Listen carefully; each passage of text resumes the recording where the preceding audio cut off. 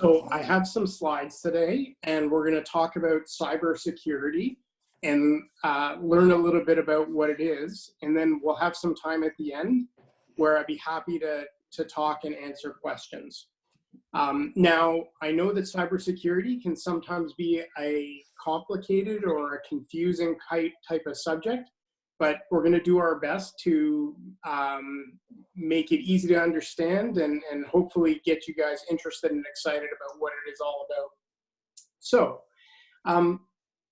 I wanted to talk just very briefly about myself, just so you know where I'm coming from. My background is as an electrical engineer, so I went to school to study how to build computers and write software programs. And I started right out of university working for the federal government at the communication security establishment, where I worked there as a programmer and as well as an analyst. And so I looked at data and I looked at computer programs and I helped the government complete its mission. As part of my job in the government, I was lucky enough to be able to spend some time at the Privy Council office as well. And the Privy Council office is like the Prime Minister's department. And so when the Prime Minister has things to do or wants the government to make a decision on something, for instance, how the government's going to help Canadians respond to the COVID crisis, the Prime Minister works with the Privy Council office to go to Parliament and make big decisions. And so when I was at the Privy Council office, I helped work on files that were related to cybersecurity and to make big policy decisions and discussions with some of the most senior decision makers and politicians that are at Parliament Hill. And today, after I left the government, I'm now with a cybersecurity company called Field Effect. And we're located in Ottawa, just at Lansdowne Park, and you can see a picture there. And my job today is to help run the company as well as run some of the analytics so that we can help our customers find bad guys on their networks. So what Field Effect does is help businesses stop cyber threats from attacking their networks. I want to make a little bit of a distinction between something you might have heard of already called cyber safety versus cyber security. So cyber safety is talking about safe surf habits. It's about respect for other people online. And it's about ensuring that you maintain your privacy and you're not chatting with strangers on the internet. It also has to do with avoiding cyberbullying and, again, taking care of others online. In cybersecurity, though, we're talking about encryption and technology. We're talking about protecting businesses and the computers at the government. And we're talking about attackers and defenders that are both doing the malicious things online and doing the cyber attacks, and then those that are defending against them and stopping them, like Field Effect. So why is cybersecurity so important these days? Well, if you think about things that are really valuable, like money in a bank vault or a priceless painting that's in a museum, there's a lot of things that are really valuable in the real world, but then there's also things that are really valuable in the digital world as well. And sometimes for governments, it might be plans for protecting the country. For people, it might mean securing access to their online bank account so that nobody else can have access to it. We also know that as technology gets better and better, we start to see connected devices everywhere. So sometimes we have things like a smart thermostat in our home that's controlling our furnace and our air conditioners. And then we also see electronics that are helping automate our factories and our power plants and our businesses. And these things are all connected to the internet. And when something's connected to the internet, you have to make sure that it's protected, because there are spies and criminals that want our things. They're clever and devious, and want to find ways to disrupt how we work with these connected devices. And they work very, very hard, because if somebody else has something that they think is nice, including money or valuables, then they're going to try to figure out how to do things electronically and do cyber attacks to be able to get that stuff. So we have to defend against it. So there's a couple things that are maybe helpful to keep in mind when we talk about cybersecurity. Has anybody ever heard of a hacker? Yes. Yes. All right. So within the cybersecurity community, we have two different types of hackers. We call them black hat, which are the attackers. And when you talk about a black hat hacker, oftentimes we would say those are the bad guys, those are the evil guys. But on the white hat side of things, those are the ones that are thinking about technology and how to be smart and clever with it and to defend against it. And so we have this spooky looking guy with his black hat, and then we have the cyber samurai who, oddly enough, doesn't have any hats whatsoever, but we'll pretend that he's the white hat hacker. So when we're thinking about cybersecurity, really, what is it? And so if we're thinking about valuable things in the real world, like in a museum, at the front door, we have locks. And those locks are like a firewall in the digital world. And in the digital world, a firewall is a computer or a software program that's connected to your computer and stops attacks coming in from the internet by blocking them. So it's a piece of software, really. And we have guards that are patrolling the museum and looking for things that might be going wrong. And those are our cyber defenders. So just like in a museum, in cybersecurity, like we have at Field Effect, there are cyber defenders that are monitoring networks and looking for evildoers and for cyber attacks. And then we have cameras at a museum, and that helps the museum security keep an eye on things when there isn't a guard looking directly at it. And so that's like a cybersecurity monitoring system. And so one of the neat things about cybersecurity is that there's a lot of technology that companies like Field Effect build that help automate the process of looking for bad guys and spotting them. And they do this using technologies like machine learning and advanced analytics. And an analytic is a way of using data, transforming it, and then spotting a bad guy. And all those security cameras might be connected to an alarm station. And those people monitoring the alarms will call the police if something goes wrong. In the cybersecurity field, we have what's called a security operations center, or a SOC.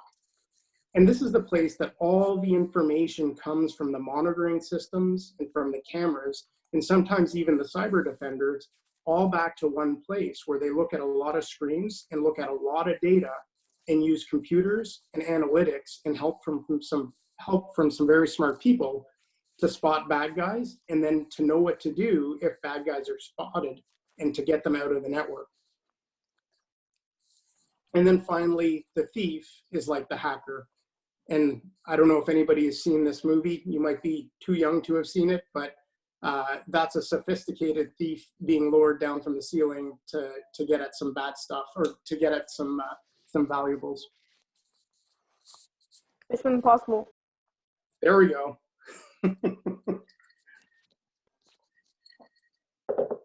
Okay, so we've talked a little bit about what cybersecurity is and maybe how it relates to the real world. And we know that it's really important to defend our businesses from cyber attacks. And we know it's really important to defend the government from cyber attacks, because otherwise the bad guys will get in and steal our assets, and sometimes take information that doesn't belong to them.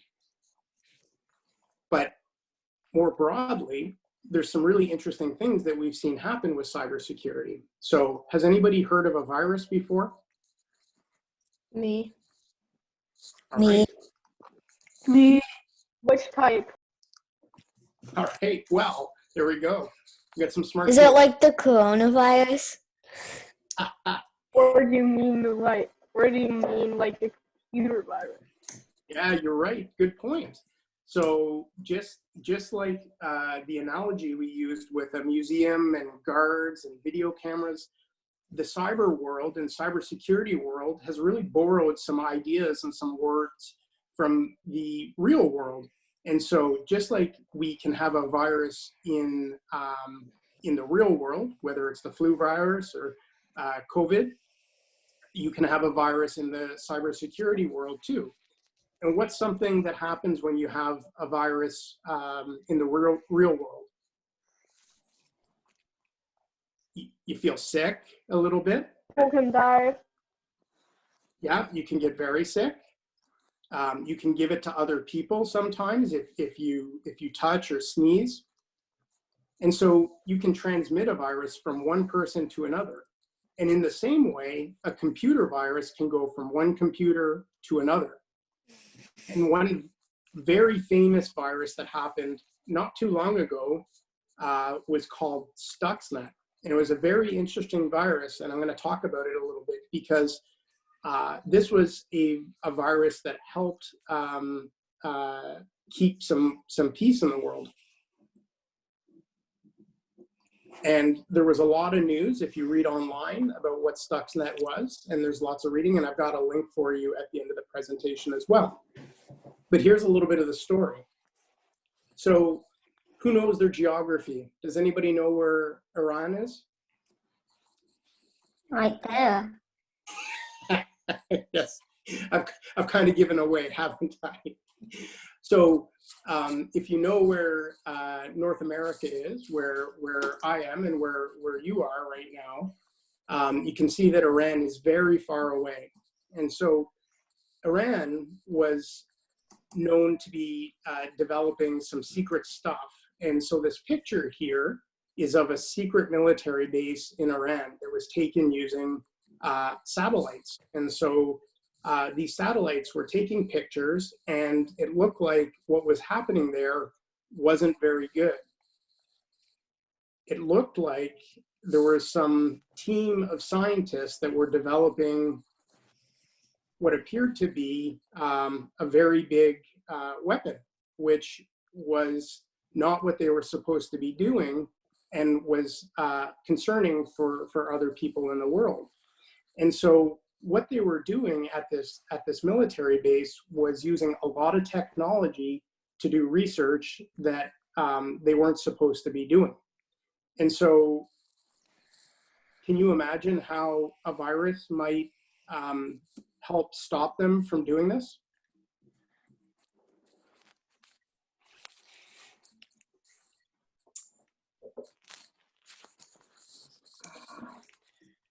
Well, the answer is maybe not obvious, because usually you would think, well, if somebody's very far away and they're trying to build big things, it's not possible to stop them.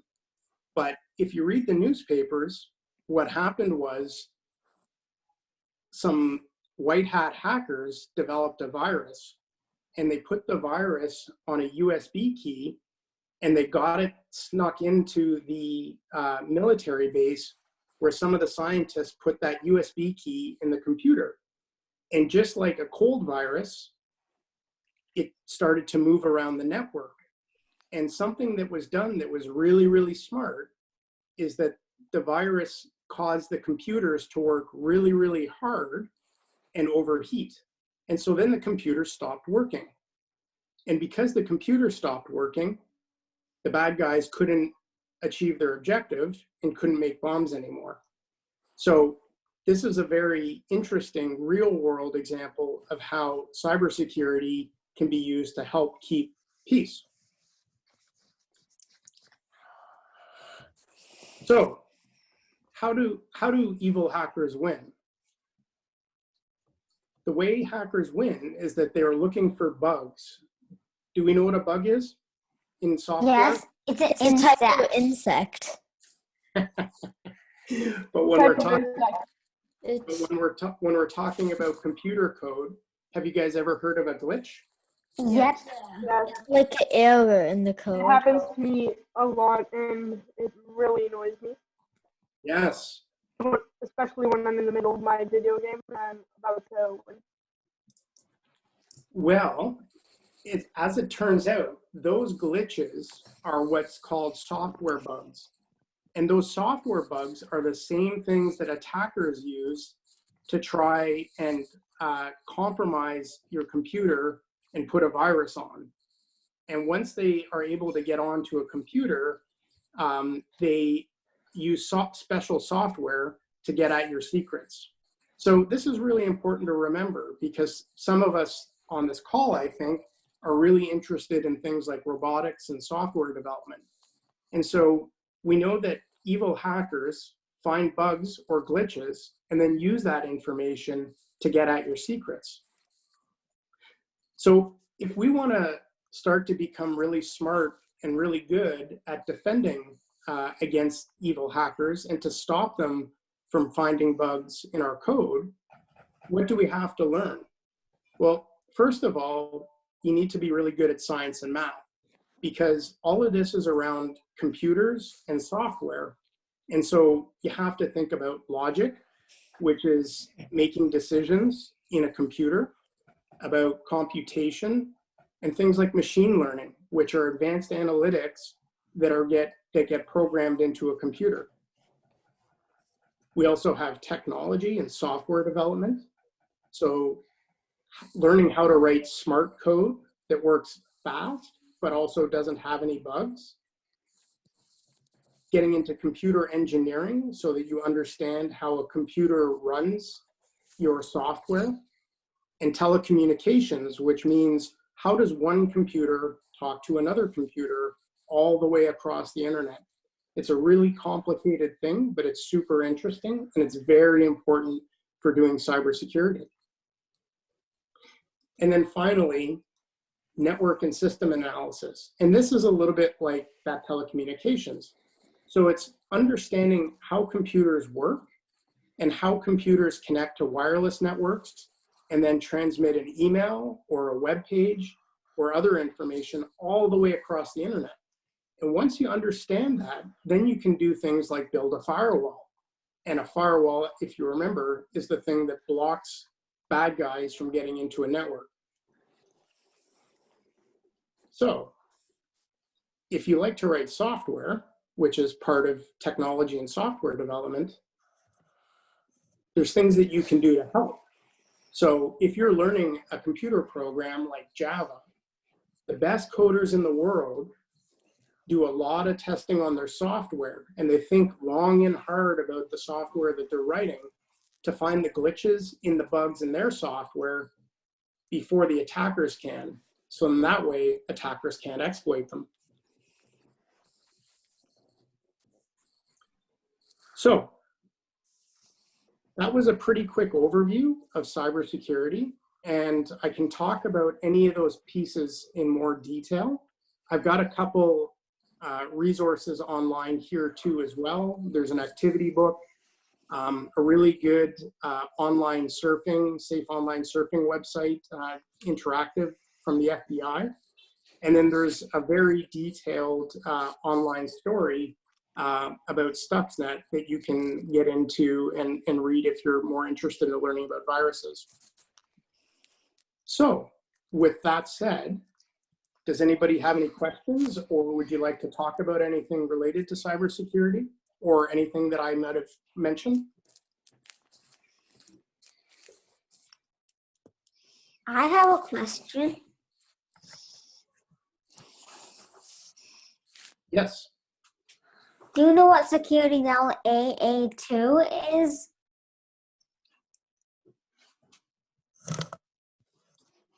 Do I know what security AA2 is? Security level AA2. I don't know what that is. I have a question. Okay. What are some of the most common cyber attacks?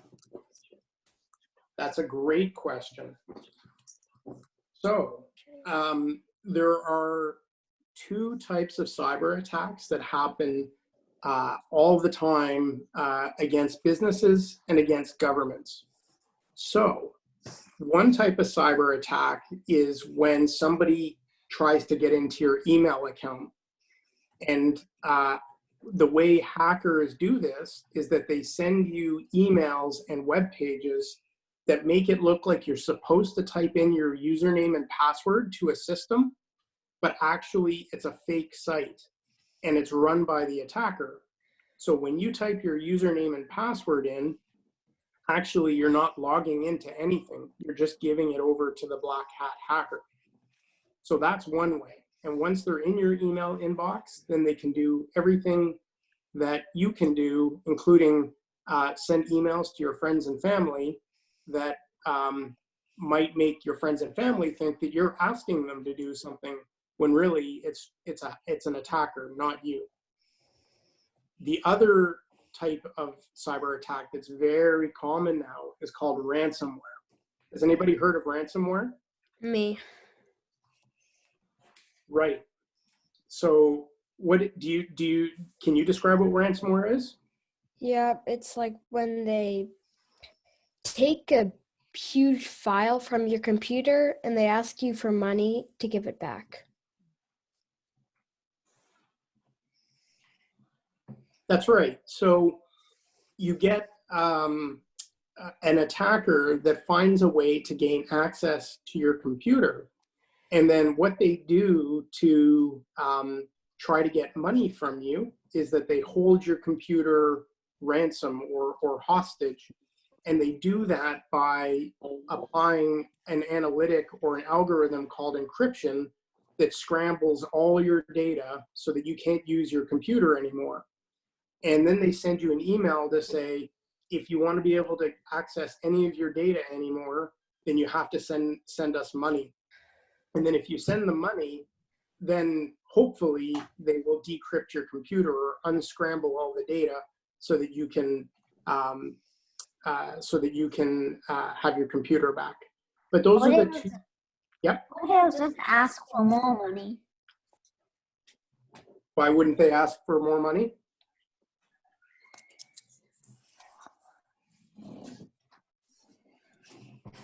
Was that the question? Why wouldn't they just ask for more money? Yeah. Well, you're very right. And sometimes that does happen because you're dealing with people that aren't very nice. And so once they have gotten you to give your money to them, there's no guaranteeing that they'll do what they promised to do, or that they won't turn around and ask for even more money. And so that's why it's very important to make sure that you practice good cybersecurity and that your computers and that your networks are really well defended to stop those guys. Yes, Mac? How do you prevent ransomware? How do you prevent ransomware? Yeah. Let's go back here. So if you remember all those things that are protecting a museum in the real world, and then there are electronic or digital versions of them, Yeah. you need to make sure that you do those things. And so you have to install a firewall to prevent other people from coming into your network. If you're in a business or in a government, you want to be monitoring your network. So that's like having cameras and being on the lookout for anybody that might be suspected or trying to install ransomware on your network. And then you also have to make sure that any of the code that you've written or that other people have written and you're running on your network or on your computer doesn't have any glitches or bugs in it, because then those glitches are the things that attackers use to try to get in and attack your computer. I have a question too. Yes? My dad's company had to evacuate their building once because there were some hackers threatening to bomb him, but he said that they found out later that the hackers were sending that email to everybody. What type of type of hack is that called? Blackmailing. No, it Yeah. wasn't. Blackmail. No, Blackmailing. no, but they That's weren't. not blackmail. No, but they weren't threatening to expose any secrets, though. But their email is a secret. No, it was. They were sending it to everybody. Like, we will bomb you. Unless, I think it was a ransom thing, though. Yeah, it was blackmail or a ransom. Where? Fishing. Yeah, well, that's interesting. And depending, it sounds like it was a very scary thing for your dad and his company. But that is a little bit like a grown-up version of cyberbullying, right? That's like threatening somebody. And thankfully, it seems like they were just making it up to cause a nuisance. But that's my dad. Yep, go ahead. My dad said it was something like phishing, like a type of hack, like phishing. I think he called it. Yeah. Okay. So when we were talking earlier about the two most common types of cyber attacks, Yeah. there's when I was saying that people will compromise email accounts, they do that through a technique called phishing. And so phishing in cybersecurity is spelled Phishing. So it's not like phishing like when you're on a boat, but the reason they call it phishing is that the attacker is really throwing a fishing line out into the ocean, which is all the people that have email accounts, and then they're dangling a lure, which is an email, and they're hoping that somebody will click on that email, open it up, and then enter their username and password into a fake website. And so that technique is called phishing. Now, did you know that there's different types of cyber phishing?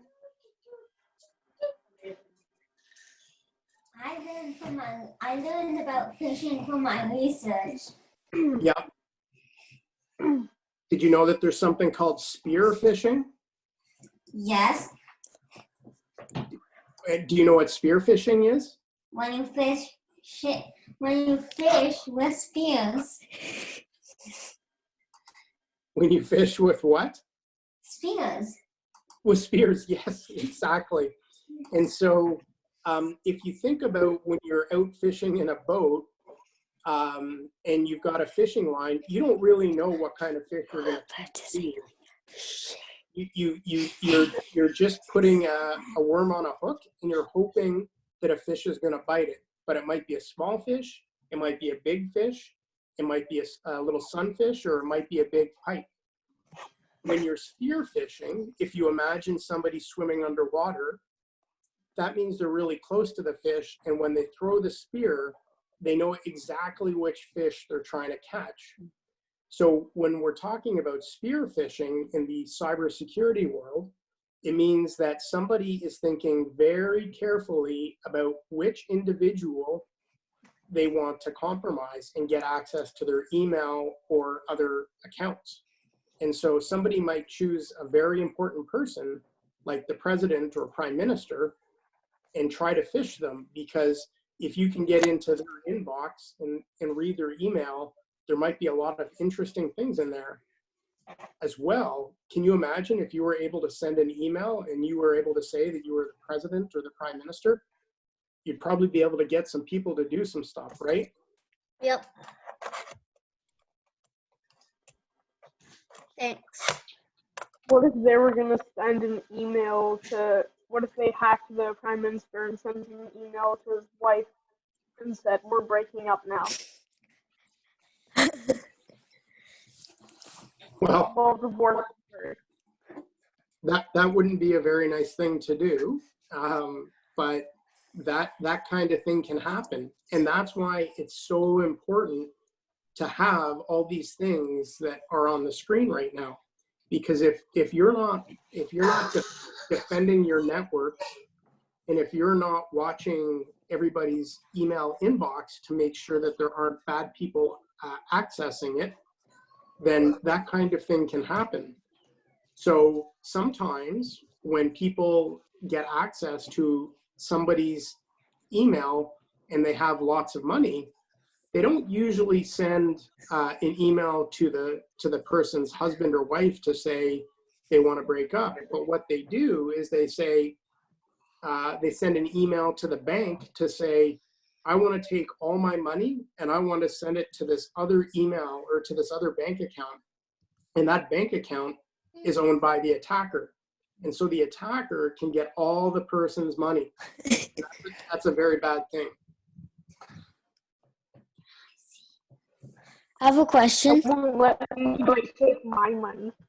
Do governments hack other governments? That's a very good question.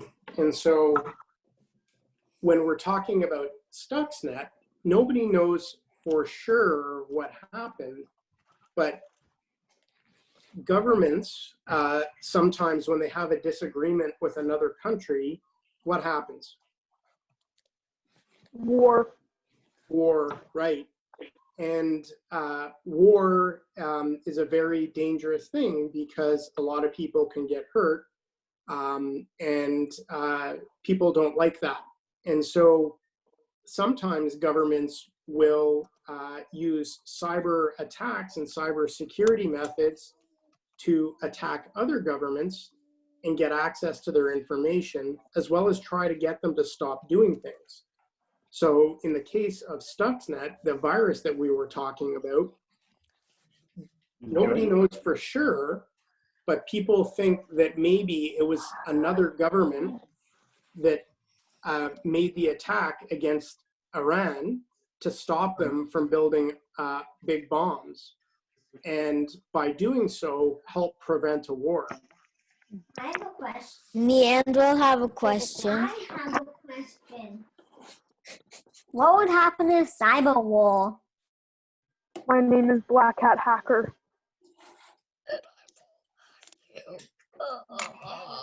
What would happen in a cyber war? What would happen in a cyber war? Well, yeah. So that's a really good question. So let's go back to this picture.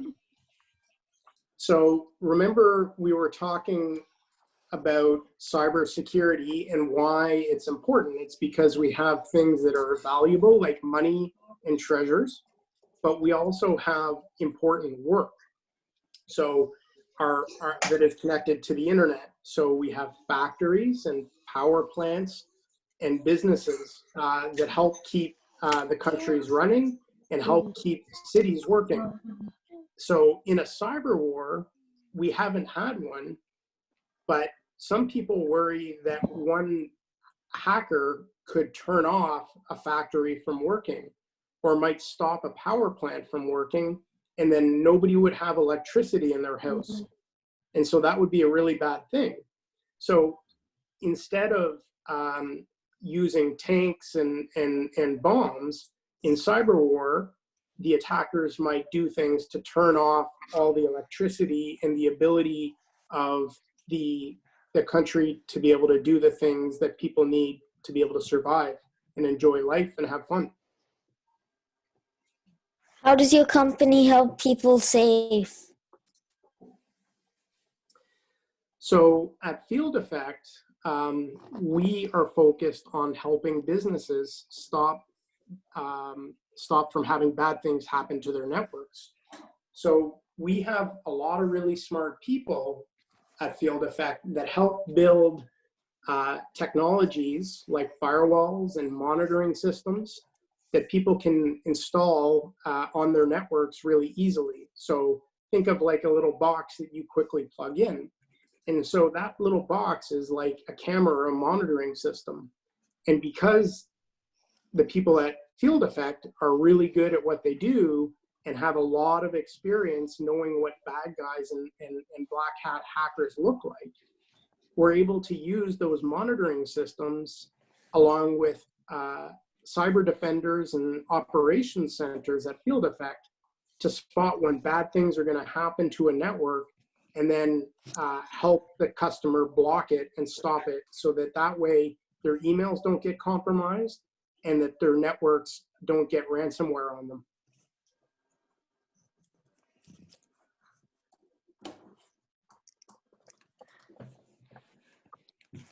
Are there any other questions? What about from the Black Hat hacker Lex?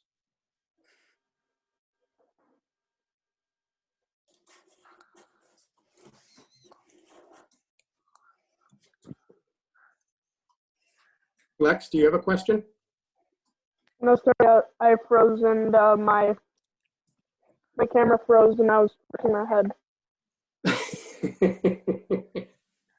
Okay. Does anybody else have any other questions?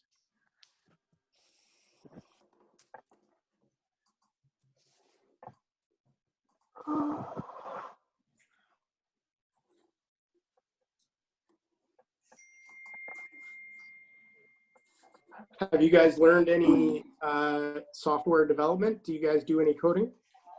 Yes. Dad told me to put it on.